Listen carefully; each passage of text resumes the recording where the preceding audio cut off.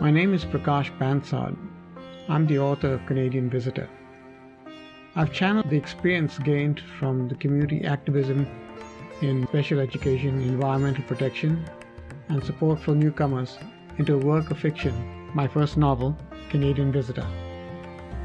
Canadian Visitor is a fast-moving novel that combines the special interests with the prevailing worldwide concern for climate change, terrorism, but also demonstrates the power of forgiveness. This book includes humorous cross-cultural interactions which should appeal to a wide international audience. The story starts in India at my own old college, Ferguson College, Pune. Then goes on to Lonavala, reached by a scenic train ride if you take the Deccan Queen.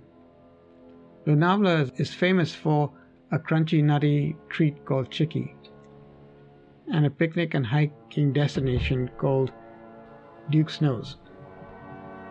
From there, the story takes us to Canada and the majestic beauty of the Niagara Falls.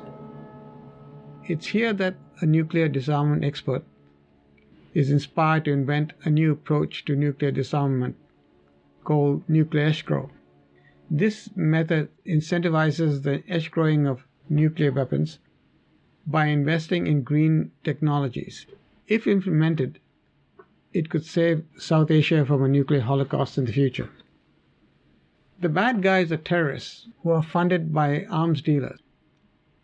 These merchants of death stand to lose billions of dollars in defense contracts if peace breaks out in South Asia. In an attempt to disrupt the nuclear disarmament process, they destroy a Canada to UK-bound airliner with the disarmament team aboard that crashes off the coast of Southern Ireland.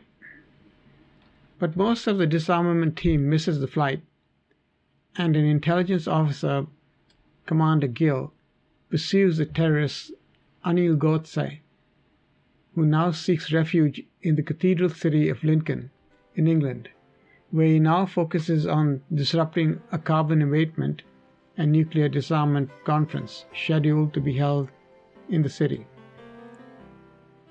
The UK authorities search for him in vain and refer to him by the codename Canadian Visitor. In Lincoln City, the main character of the novel, Cynthia Amos, a special education teacher, struggles to provide resources for her two orphaned special needs students. After a chance meeting with a newly arrived Canadian professor at Lincoln University, Paresh Naik, she persuades him to help her.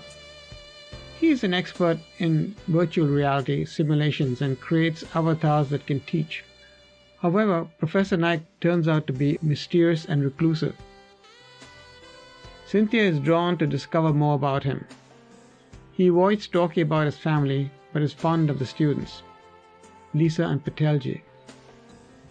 As Cynthia works with Paresh to develop the virtual reality-based learning aids, their relationship deepens, and so does the bond between Paresh and the children. These relationships, however, are mired in a complex geopolitical web. Unbeknown to Cynthia, Paresh's troubled past comes with a hidden agenda and a mysterious link to the destruction of the commercial airliner. In essence, this novel is a love story between two culturally disparate professionals whose relationship is further challenged by global events, but are nevertheless brought together by their efforts to support special needs children. Now we are left with three questions. Will Commander Gill apprehend the elusive Canadian visitor? 2. Is Paresh and Canadian visitor the same person? And 3. Will the relationship between Paresh and Cynthia ever amount to anything? Or will it be a case of unrequited love? You'll have to read the book to find out. But I'll give you one hint. The story does end on the shores of a beautiful lake that belongs to indigenous people, as does the rest of Canada. This Douglas fir-lined lake has a beautiful snow-capped mountain range reflected in it. Please visit the website CanadianVisitor.com to to find out more about this book. I hope you'll have the chance to read this novel and send me some feedback.